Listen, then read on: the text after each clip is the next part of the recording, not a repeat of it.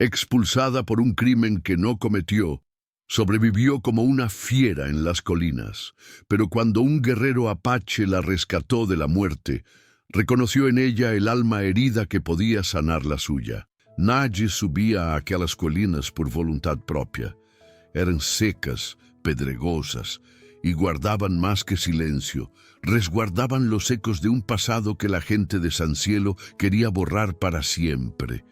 El viento que bajaba de las cumbres traía consigo el aroma acre de la artemisa y el susurro perpetuo de las hojas secas que se amontonaban entre las grietas de la roca calcárea. Era ahí, en ese territorio olvidado por Dios y los hombres, donde Isadora Mier había encontrado refugio después de que su propia gente la expulsara como si fuera una maldición con piernas. Tenía apenas 17 años cuando el fuego devoró el techo de madera de la capilla, llevándose a su madre, a su hermano menor y a todos los que cantaban aquella noche de vigilia.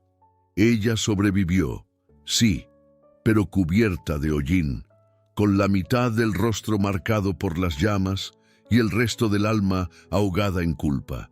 Nunca nadie quiso escuchar su versión de los hechos. Decían que había sido ella quien olvidó la lámpara de aceite encendida cerca de las cortinas bordadas que su propia madre había cosido con tanto amor. La tragedia se volvió culpa, y la culpa se transformó en exilio. Los primeros meses en las colinas fueron una lucha constante contra la muerte. Isadora aprendió a distinguir las raíces comestibles de las venenosas, a encontrar agua en los manantiales ocultos entre las rocas, a encender fuego frotando pedernal contra acero hasta que sus dedos sangraran. Las cicatrices de su rostro se curtieron bajo el sol implacable del desierto, pero las del alma permanecían frescas, supurando como heridas que se niegan a cerrar. Cada noche, cuando el silencio se volvía ensordecedor, llegaban los nombres, susurrados por el viento, gritados por su conciencia, murmurados por las sombras que danzaban en las paredes de la cueva que había convertido en hogar. Esperanza, su madre; Miguelito, su hermano de 9 años, que aún creía en santos y milagros; doña Carmen, la partera que había traído al mundo a medio pueblo; don Esteban, el carpintero que tallaba santos de madera con manos de artista. Todos muertos, todos por su culpa, según las voces de San Cielo que aún resonaban en su memoria como campanas funerarias. ¿Fue realmente mi distracción?, se preguntaba Isadora cada amanecer, mientras el sol teñía de naranja las crestas montañosas. ¿O fue solo una mentira más de los que nunca me aceptaron? Porque la verdad era que Isadora siempre había sido diferente. Hija de una madre soltera que nunca reveló la identidad de su padre, criada entre murmuraciones y miradas de soslayo.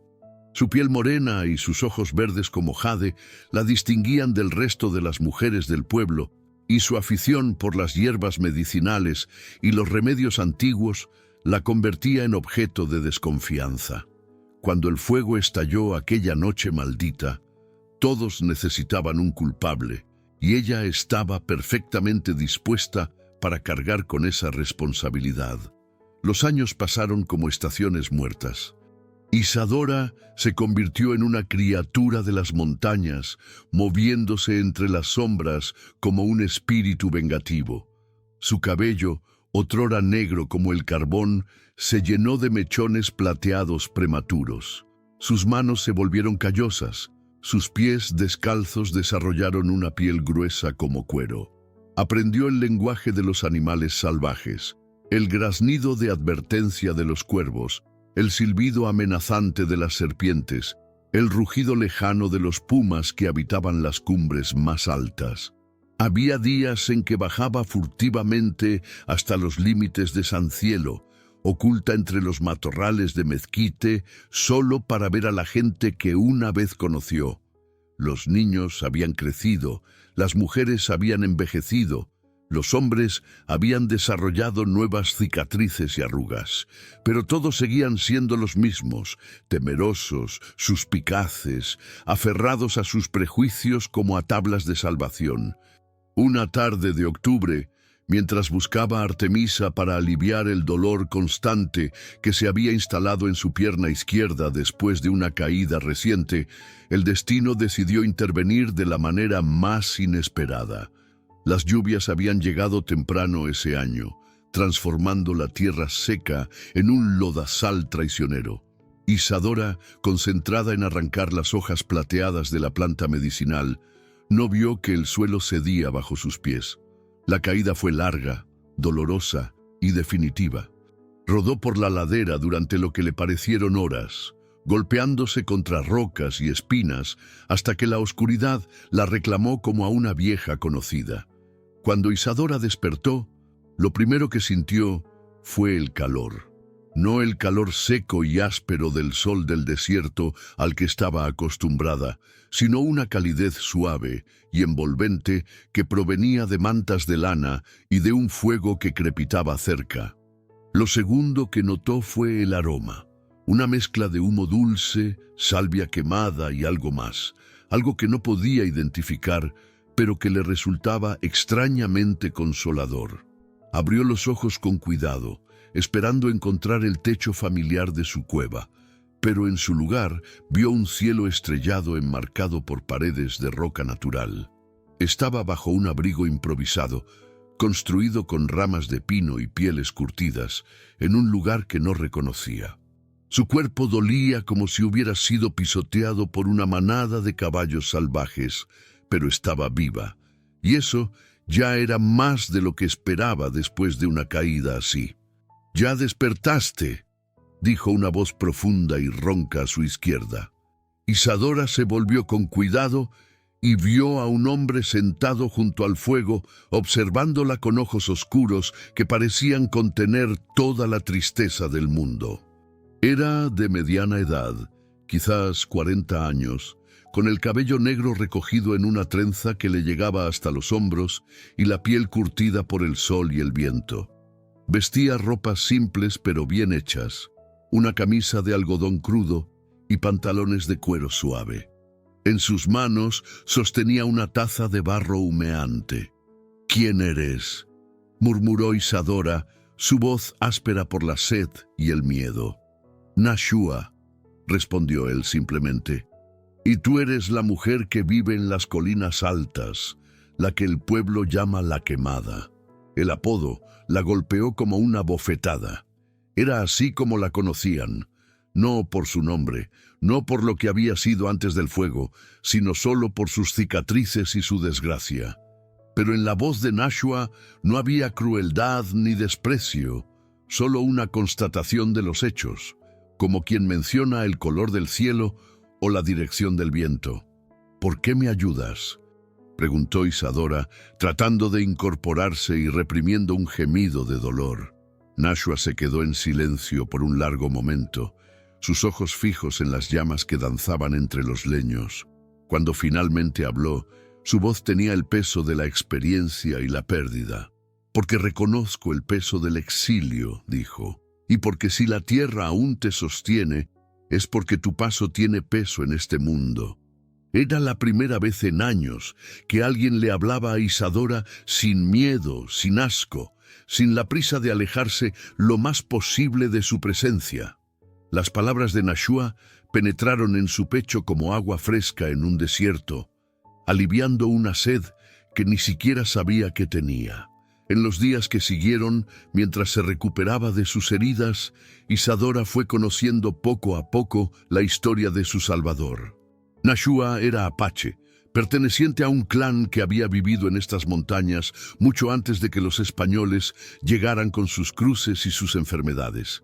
Había tenido una esposa, Ayana, cuyo nombre significaba flor eterna, y un hijo pequeño llamado Naalnish, el que trabaja duro. Los había perdido a ambos en una de las tantas incursiones militares que habían devastado a su pueblo, cuando los soldados llegaron a su ranchería en busca de guerreros rebeldes, y no distinguieron entre combatientes y familias. Después de enterrarlos, mi clan me pidió que tomara el sendero de la venganza. Le contó Nashua una noche, mientras preparaba un té de hierbas medicinales para aliviar el dolor de las costillas fracturadas de Isadora. Querían que me uniera a las partidas de guerra, que buscara a los soldados responsables y cobrara sangre por sangre. ¿Y por qué no lo hiciste?, preguntó Isadora, genuinamente curiosa.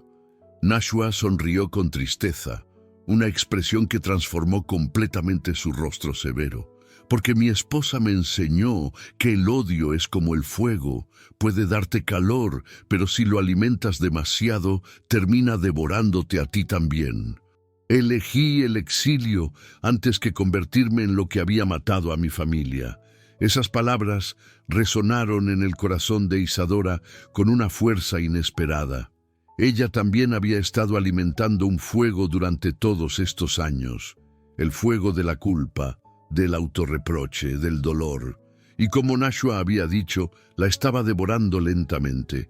Los primeros días de convivencia fueron cautelosos, llenos de silencios y miradas furtivas. Isadora no confiaba en nadie, ni siquiera en sí misma, y Nashua respetaba esa desconfianza como quien respeta el luto. Él cuidaba sus heridas con manos expertas pero gentiles, aplicando cataplasmas de hierbas y vendajes limpios, pero nunca se quedaba más tiempo del necesario. No hacía preguntas innecesarias, no trataba de obligarla a hablar, no esperaba gratitud. Fue precisamente esa ausencia de expectativas lo que permitió que Isadora comenzara a relajarse. Por las mañanas, mientras Nashua salía a cazar o a buscar agua, ella exploraba el campamento y se maravillaba de su organización. Todo tenía un propósito, un lugar, una razón de ser. Las pieles estaban perfectamente curtidas y cosidas, las herramientas afiladas y ordenadas, las provisiones bien distribuidas y protegidas de la humedad. Era la obra de un hombre que había aprendido a vivir solo, pero que no había perdido el respeto por la vida. Las semanas pasaron como un río lento pero constante. Poco a poco, Isadora fue sanando no solo físicamente, sino también de maneras que no sabía que necesitaba. Sus costillas se soldaron, sus moretones se desvanecieron, pero lo más importante fue que comenzó a recordar cómo se sentía estar en compañía de otro ser humano, sin tener que estar constantemente en guardia. Nashua se movía por las montañas como si hubiera nacido de ellas.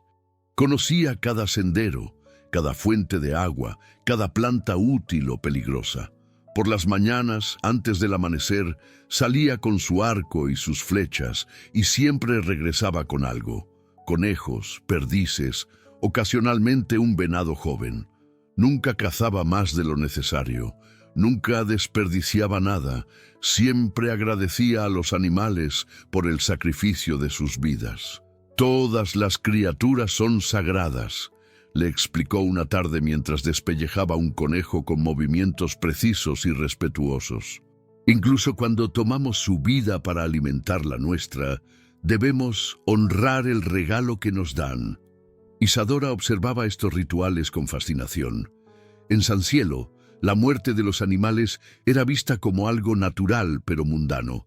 Se mataba por necesidad, se comía por hambre, se desechaba lo que no servía. Pero Nashua convertía cada acto en una ceremonia, en un reconocimiento de la conexión sagrada entre todas las formas de vida. Gradualmente, Isadora comenzó a contribuir al mantenimiento del campamento. Al principio solo con pequeñas tareas: recoger leña seca, lavar los trastos en el arroyo cercano, tender las pieles al sol para que se secaran. Pero sus conocimientos de plantas medicinales pronto demostraron ser invaluables. Cuando Nashua regresó una tarde con una herida profunda en el brazo después de un encuentro con un jabalí, Isadora no dudó en tomar el control de la situación. «Quédate quieto», le ordenó con una autoridad que la sorprendió a ella misma. «Necesito limpiar eso antes de que se infecte». Trabajó en silencio, limpiando la herida con agua hervida, aplicando una pasta de hierbas antisépticas y vendando el brazo con tiras de tela limpia. Sus manos se movían con seguridad, guiadas por conocimientos que había adquirido durante años de cuidar sus propias heridas y dolencias. Cuando terminó, Nashua la miró con algo parecido al respeto. «Tienes manos de sanadora», dijo simplemente. Esas palabras removieron algo en el pecho de Isadora. Durante años se había visto a sí misma solo como una destructora, como la causa de muerte y sufrimiento. Pero ahí estaba este hombre, este extraño que se había convertido en su salvador, diciéndole que tenía el poder de curar. Los días se volvieron una danza sutil de gestos y silencios compartidos. Isadora recolectaba hierbas y raíces medicinales mientras Nashua cazaba y pescaba. Ella cosía y remendaba la ropa y las pieles. Él construía y reparaba herramientas. Cuando llegaban las lluvias del invierno, se refugiaban en el abrigo de roca y compartían historias junto al fuego. Nashua le contó sobre las tradiciones de su pueblo, sobre los espíritus que habitaban en las montañas y los ríos, sobre la importancia de mantener el equilibrio entre tomar y dar. Isadora, a su vez, le habló de su infancia en San Cielo, de su madre soltera que trabajaba como lavandera, de su hermano pequeño que soñaba con ser sacerdote, de las plantas que había aprendido a usar observando a las curanderas más viejas del pueblo. Una noche, mientras una tormenta azotaba las montañas con vientos feroces y lluvia helada, Isadora despertó gritando. Las pesadillas habían vuelto, el fuego, los gritos, el olor a carne quemada y madera carbonizada. Se incorporó en su lecho de pieles, temblando no solo por el frío, sino por el terror que aún corría por sus venas, como veneno. Nashua estaba despierto en un instante, pero no se acercó a ella. En cambio, con movimientos lentos y deliberados, comenzó a avivar el fuego. Las llamas se alzaron, proyectando sombras danzantes en las paredes de roca, pero en lugar de aumentar el pánico de Isadora, la calmaron. Era un fuego controlado, útil, benévolo. No el monstruo devorador de sus pesadillas, sino el amigo reconfortante que había aprendido a conocer durante estas semanas. «El fuego no es malvado por naturaleza», dijo Nashua en voz baja, sin mirarla directamente. «Es una herramienta, como el agua o el viento. Puede destruir, sí, pero también puede dar vida. Puede cocinar nuestros alimentos, calentar nuestros huesos, alejar a las bestias salvajes. El problema nunca es el fuego mismo, sino cómo lo usamos». Isadora se quedó en silencio, pero sus temblores se calmaron gradualmente. Por primera vez en años, pudo mirar las llamas sin ver en ellas a sus demonios personales. «Mi madre solía decir que las cicatrices eran la forma que tenía el cuerpo de recordar las lecciones importantes», murmuró finalmente. «Tu madre era una mujer sabia», respondió Nashua. «Las cicatrices no son marcas de vergüenza, son testimonios de supervivencia». Esa noche marcó un punto de inflexión en su relación. Los silencios se volvieron más cómodos, los gestos más naturales. Isadora comenzó a sonreír de vez en cuando, al principio solo con los ojos, luego con los labios también. Nashua, por su parte, se volvió más abierto, compartiendo no solo sus conocimientos, sino también sus recuerdos más preciados de Ayana y Naalnish. Una tarde de primavera, mientras trabajaban juntos preparando pieles de conejo para el verano que se acercaba, Nashua se detuvo repentinamente en su labor y la miró fijamente. «¿Qué?», preguntó Isadora, sintiendo que se ruborizaba bajo su mirada intensa. «Estás sanando», dijo él simplemente. «No solo el cuerpo, el alma también». Y era verdad. Isadora podía sentirlo en la forma en que caminaba ahora, con menos peso en los hombros. en la manera en que dormía, con menos pesadillas interrumpiendo su descanso, en su capacidad renovada para encontrar belleza en cosas simples, el canto de los pájaros al amanecer, el sabor del té de menta en las tardes frescas, el calor del sol en su rostro. Pero esta sanación no significaba olvido. Los muertos de San Cielo seguían visitándola en sueños, pero ahora venían como amigos queridos en lugar de acusadores fantasmales. Su madre le sonreía y le decía que estaba orgullosa de la mujer en que se había convertido. Miguelito le mostraba los ángeles con los que jugaba en el cielo. Los demás le enviaban bendiciones y perdón. Fue durante una de estas visitas nocturnas que Isadora tomó una decisión que cambiaría el curso de ambas vidas. La decisión llegó con las noticias que trajeron los cuervos. Nashua tenía una relación especial con estos pájaros inteligentes, y aunque Isadora al principio pensó que era solo su imaginación, pronto se dio cuenta de que realmente podía entender sus graznidos y llamadas. Los cuervos le contaron sobre la fiebre que había llegado a San Cielo como una plaga bíblica, llevándose a niños y ancianos con la misma voracidad que el fuego había devorado la capilla años atrás. «Tengo que bajar», le dijo Isadora a Nashua una mañana mientras desayunaban tortillas de maíz y miel silvestre. «La gente está muriendo y yo sé cómo ayudar». Nashua la estudió en silencio por un largo momento, sus ojos oscuros leyendo cada línea de su rostro como si fuera un mapa de intenciones. «Sabes que no te recibirán con brazos abiertos», dijo finalmente.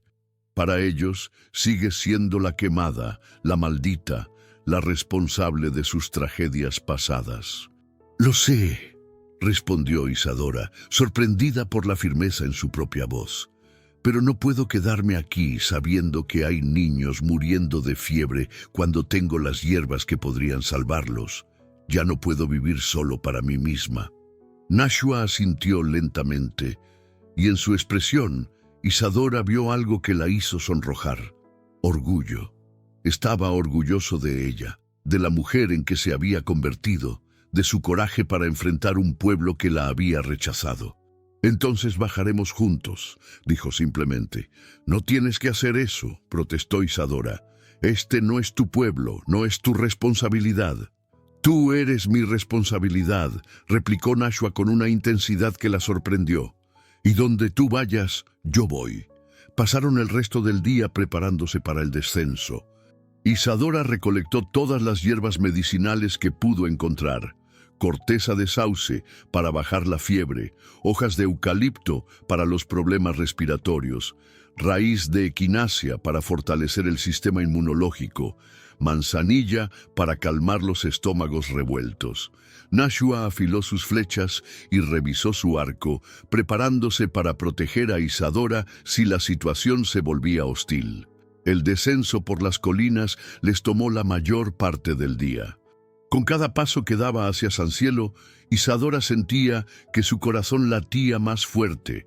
Los recuerdos de su exilio, de las miradas de odio y desprecio, de las palabras crueles y las acusaciones, volvían como fantasmas que hubieran estado esperando su regreso. Llegaron al pueblo al anochecer, cuando las calles estaban prácticamente vacías. San Cielo se veía como una versión enferma de sí mismo. Las casas tenían las ventanas cerradas con tablas, las pocas personas que se movían por las calles lo hacían con trapos cubriendo sus rostros, y en el aire flotaba un olor dulzón y nauseabundo que Isadora reconoció inmediatamente como el aroma de la muerte. Su primera parada fue la casa de Remedios, la partera más vieja del pueblo y la única persona que había mostrado algo parecido a la bondad hacia Isadora antes del incendio. La encontraron sentada junto a la cama de una niña pequeña que deliraba con fiebre alta, aplicando compresas de agua fría en una batalla perdida contra la enfermedad. «Dios santo», murmuró Remedios cuando vio aparecer a Isadora en la puerta. «¿Eres real o es la fiebre que me está haciendo ver fantasmas?» «Soy real, doña Remedios», respondió Isadora suavemente, y vengo a ayudar. La anciana la miró con una mezcla de incredulidad y esperanza desesperada. ¿Ayudar? Niña, después de lo que pasó ya no importa, la interrumpió Isadora con firmeza. Lo que importa es esta niña y todos los demás que están sufriendo. Tengo medicinas, hierbas que pueden bajar la fiebre y aliviar los síntomas. Remedios vaciló por un momento, pero la mirada suplicante de la madre de la niña enferma fue lo que decidió el asunto. Haz lo que puedas, suspiró la partera, haciéndose a un lado. Isadora se puso a trabajar inmediatamente. Preparó una infusión de corteza de sauce y obligó a la niña a beber pequeños sorbos. Luego creó una cataplasma de hierbas para aplicar en el pecho de la pequeña, ayudándola a respirar mejor. Mientras trabajaba, Nashua montaba guardia junto a la puerta, su presencia silenciosa pero reconfortante. En cuestión de horas, la fiebre de la niña comenzó a ceder. Su respiración se volvió más regular. Su piel perdió el tono grisáceo que había adquirido y por primera vez en días durmió pacíficamente. La madre lloró de alivio y gratitud, y Remedios miró a Isadora como si fuera un milagro hecho carne.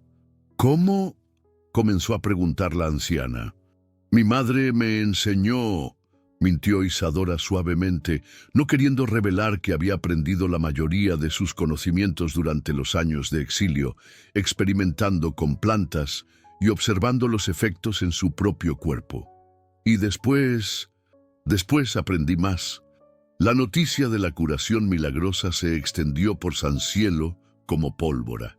Para la mañana siguiente, había una fila de madres desesperadas esperando en la puerta de Remedios, cada una cargando a un hijo enfermo, cada una dispuesta a poner a un lado años de prejuicios y sospechas a cambio de una oportunidad de salvar a sus pequeños. Isadora trabajó sin descanso durante 3 días completos. Preparó decocciones e infusiones, aplicó cataplasmas y ungüentos, enseñó a las madres cómo administrar las medicinas y qué síntomas vigilar. Uno por uno, los niños comenzaron a mejorar. Las fiebres cedieron, las toses se calmaron, los delirios cesaron. Pero no todos en el pueblo estaban contentos con el regreso de la quemada. El doctor Hernández había llegado a San Cielo apenas un mes antes del brote de fiebre. Era un hombre joven, recién graduado de la universidad en la capital, lleno de ideas modernas sobre medicina y desprecio por lo que él llamaba supersticiones indígenas. Cuando se enteró de que una curandera sin estudios formales estaba tratando a sus pacientes con hierbas y brebajes, se presentó en casa de Remedios como una tormenta furiosa. «¡Esto es un escándalo!», gritó, irrumpiendo en la habitación donde Isadora estaba examinando a un bebé enfermo. «Esta mujer está poniendo en peligro la salud de todo el pueblo con sus prácticas de bruja». Isadora se irguió lentamente, enfrentando la mirada hostil del doctor con una calma que no sabía que poseyera. «Mis hierbas han curado a más niños en 3 días que usted en 3 semanas, doctor», dijo con voz serena pero firme. «Casualidades», escupió Hernández. «Y además, usted no tiene ningún derecho a estar aquí. ¿Ya olvidaron todos que esta mujer quemó la capilla, que mató a más de 20 personas por su negligencia?» El silencio que siguió a estas palabras fue denso como la melaza. Isadora sintió que todas las miradas se clavaban en ella, algunas compasivas, otras dudosas, algunas definitivamente hostiles. Por un momento, los viejos miedos amenazaron con aplastarla, pero entonces sintió una presencia cálida a su espalda. Nashua había entrado en la habitación sin hacer ruido, moviéndose con esa gracia felina que caracterizaba a su pueblo. No llevaba armas visibles, pero su sola presencia irradiaba una fuerza tranquila que hizo que varios de los presentes retrocedieran instintivamente.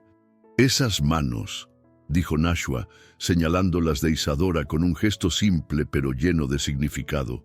No han conocido más destrucción que la que este pueblo les impuso con sus acusaciones injustas. Estas manos han curado, han consolado, han dado vida donde antes solo había muerte. Si eso no es suficiente para borrar supuestas culpas del pasado, entonces este pueblo no merece la redención que se le ofrece. Sus palabras, pronunciadas en un español lento pero perfectamente claro, resonaron en la habitación como campanas de verdad. El doctor Hernández abrió la boca para protestar, pero fue interrumpido por una voz inesperada. «El apache tiene razón», dijo Remedios alzándose lentamente de su silla. «Yo estuve ahí la noche del incendio, vi lo que pasó realmente». Todos los ojos se volvieron hacia la anciana partera, que parecía haber envejecido 10 años en los últimos minutos. «Isadora no dejó ninguna lámpara encendida», continuó Remedios con voz temblorosa pero clara. «El fuego empezó en la cocina de la capilla, donde el padre Joaquín había estado preparando agua caliente para el café. Fue él quien se distrajo cuando llegaron los visitantes de la ciudad. Pero cuando todo terminó, cuando vio la devastación, no pudo vivir con la culpa. Prefirió culpar a una muchacha huérfana que nadie defendería. El silencio que siguió a esta revelación fue absoluto. Isadora sintió que el mundo se tambaleaba a su alrededor, que todas las verdades en las que había basado su existencia durante los últimos años se desmoronaban como castillos de arena. «¿Por qué no dijiste nada antes?», susurró, su voz apenas audible. Remedios la miró con ojos llenos de lágrimas y arrepentimiento. «Porque era una cobarde», admitió. «Porque tenía miedo de que el pueblo se volviera contra mí también. Porque pensé que tú ya te habías ido para siempre y que mi silencio no le haría daño a nadie más que a mi propia conciencia». Los días que siguieron a la revelación de Remedios fueron como un despertar gradual de un sueño muy largo. Isadora caminaba por las calles de San Cielo sintiendo que veía todo con ojos nuevos. Las caras que la habían mirado con odio ahora mostraban vergüenza y algo parecido al respeto. Los niños que había curado corrían hacia ella en las calles, sonriendo y gritando su nombre con alegría. Las madres se acercaban tímidamente para agradecerle, algunas incluso se atrevían a tocar su mano o a abrazarla brevemente, pero la transformación más profunda estaba ocurriendo dentro de ella misma. Durante años había cargado el peso de una culpa que nunca fue suya, había alimentado un fuego de autorreproche que la había estado devorando lentamente. Ahora, con la verdad finalmente revelada, sentía como si un yunque hubiera sido removido de su pecho, permitiéndole respirar completamente por primera vez en años. El doctor Hernández, humillado por la exposición pública de su arrogancia y prejuicios, abandonó el pueblo una semana después del enfrentamiento. Antes de irse, tuvo la decencia de disculparse con Isadora, aunque más por conveniencia social que por verdadero arrepentimiento. «Usted tiene un don», admitió a regañadientes. Tal vez las universidades no son los únicos lugares donde se puede aprender a sanar». Isadora aceptó sus disculpas con gracia, pero sin calor. Había aprendido a distinguir entre el arrepentimiento genuino y las palabras vacías pronunciadas por conveniencia. Cuando llegó el momento de decidir qué hacer a continuación, Isadora se encontró dividida entre dos mundos. San Cielo la había aceptado de vuelta, le ofrecía una casa, un lugar en la comunidad, la oportunidad de ejercer oficialmente como curandera del pueblo. Pero las montañas también la llamaban, con su silencio sanador y su promesa de paz. Fue Nashua quien propuso la solución que ninguno de los dos había considerado. «¿Por qué no ambos?», preguntó una noche, mientras contemplaban las estrellas desde el patio de la casa que Remedios había insistido en compartir con ellos. «Las montañas no están tan lejos. Podríamos construir una casa en las colinas bajas, lo suficientemente cerca para que puedas ayudar cuando te necesiten, pero lo suficientemente lejos para que tengamos nuestra privacidad y nuestra paz. La idea tomó forma gradualmente en la mente de Isadora, una casa nueva, construida por ellos dos, en un lugar que fuera tanto refugio como puesto de observación. Un lugar donde los exiliados y los rechazados pudieran encontrar consuelo, donde las madres pudieran llevar a sus hijos enfermos sin tener que recorrer largas distancias, donde ella y Nashua pudieran crear algo nuevo juntos. La construcción les tomó todo el verano. Trabajaron lado a lado, Nashua aportando su conocimiento de carpintería y construcción apache, Isadora contribuyendo con su comprensión de las plantas y la medicina. Construyeron no solo una casa, sino un complejo pequeño, la vivienda principal, una cabaña separada para pacientes que necesitaran cuidados prolongados, un jardín medicinal donde cultivar las hierbas más importantes y un taller donde Nashua podía trabajar en sus artesanías de cuero y madera. Las primeras semanas después de mudarse fueron como una luna de miel con la vida misma. Isadora despertaba cada mañana sintiendo una gratitud tan intensa que a veces la hacía llorar. Tenía un hogar, tenía un propósito, tenía... ¿amor? La palabra aún la asustaba, pero cuando miraba a Nashua trabajando en el jardín al atardecer, o cuando él la observaba preparar medicinas con esa expresión de respeto y admiración, sentía algo en el pecho que no podía llamar de otra manera. El reconocimiento oficial de su nuevo estatus llegó de una manera inesperada. Una tarde de otoño, mientras Isadora estaba tratando a una mujer que había tenido complicaciones en el parto, llegó un grupo de visitantes a caballo. Eran miembros del clan de Nashua, liderados por un anciano de cabello blanco y ojos que habían visto demasiadas batallas. Nashua se tensó visiblemente cuando los vio acercarse, pero salió a recibirlos con dignidad y respeto. El líder del grupo, que se presentó como Tabaaja, el que camina en el agua, había venido a confrontar a Nashua sobre su decisión de vivir con una mujer blanca en lugar de regresar con su pueblo para tomar una nueva esposa apache.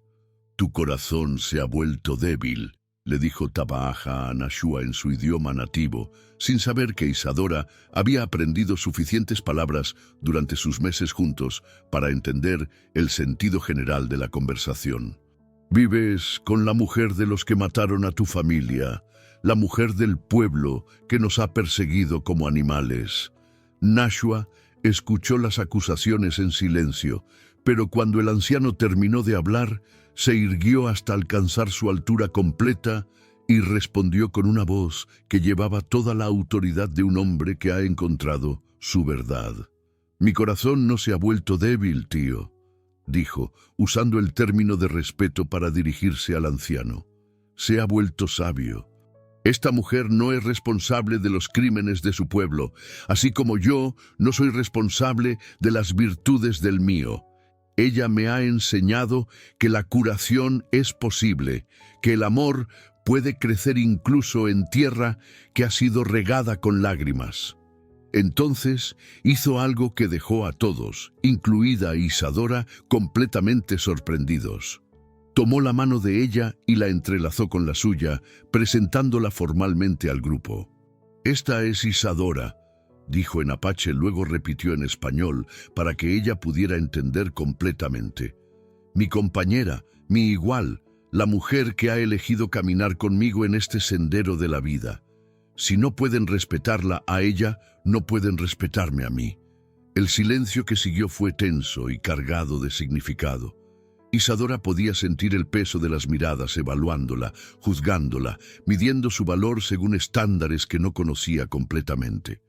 Pero en lugar de sentirse intimidada, se sintió fortalecida por el apoyo inquebrantable de Nashua. Fue entonces cuando decidió hablar por sí misma. «Honrado Tabaaja», dijo en el apache imperfecto que había estado practicando en secreto. «No pretendo entender completamente sus tradiciones o ganarme su aprobación en una sola conversación, pero puedo ofrecerle esto. Mis manos están abiertas para sanar a cualquiera que lo necesite, sin importar el color de su piel o el idioma que hable. Si eso no es suficiente para ganar su respeto, al menos espero que sea suficiente para ganar su tolerancia. El anciano la estudió por un largo momento, sus ojos oscuros leyendo cada línea de su rostro, cada cicatriz que marcaba su historia. Finalmente, una sonrisa lenta y sorprendente transformó sus facciones severas. «La mujer habla como una guerrera», dijo en apache. Luego cambió al español. «Y Nashua tiene razón. La sabiduría es más valiosa que la tradición ciega. Tienes nuestra bendición, mujer medicina. Usa tus dones bien». Los meses que siguieron trajeron un flujo constante de visitantes a la casa en las colinas. Mujeres de San Cielo que subían para consultas sobre embarazos difíciles o niños enfermos. Miembros del clan de Nashua que venían en busca de remedios para dolencias que no podían tratar con sus propias medicinas tradicionales. Viajeros de pueblos distantes que habían oído rumores sobre la curandera que vivía en las montañas. Isadora los recibía a todos con la misma dedicación y respeto. Su reputación como sanadora creció hasta convertirse en leyenda. Pero ella se mantuvo humilde, siempre consciente de que sus dones eran un préstamo que debía usar sabiamente. Una tarde de invierno, mientras organizaba sus hierbas secas en el taller, Nashua se acercó a ella con una expresión pensativa. «¿Sabes cómo llama la gente a este lugar ahora?», le preguntó. Isadora negó con la cabeza, concentrada en separar las hojas de manzanilla de los tallos. «El Alto de las Almas», dijo Nashua suavemente. «Dicen que es donde las almas heridas vienen a sanar, donde los perdidos encuentran su camino de vuelta a casa». Isadora se detuvo en su trabajo y miró por la ventana hacia el valle que se extendía más abajo. Podía ver San Cielo a la distancia, sus techos de tejas rojas brillando bajo el sol del atardecer. Más allá, las montañas se alzaban hacia el cielo como gigantes dormidos. «El Alto de las Almas», repitió suavemente. «Me gusta».